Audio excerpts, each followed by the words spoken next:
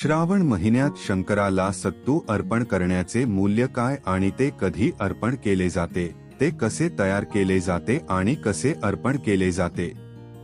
शेवटपर्यंत पहा संपूर्ण माहिती। सोमवार असो किंवा श्रावण महिना, शिवरात्री, शिव महापुराण आणि गरुड पुराणातील कथांमध्ये सांगितले आहे की शंकराच्या हातात त्रिशूळ असते आणि शंकराला अर्पण केलेल्या बेलच्या पानातही 3 पाने असतात आणि शंकराला 3 डोळे आहेत, म्हणून या भोग प्रसादीमध्ये 3 प्रकारचे धान्य आहे, जव, गहू, चणे।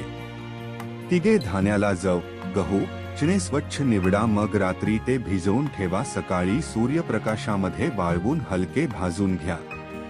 एकावेळी शंकराला प्रसादीसाठी देवी पार्वतीला काहीच सापडलं नाही तेव्हा रात्री जव, गहू, चणे धान्य भिजवून सकाळी प्रसादी बनवले आणि शंकराला नैवेद्य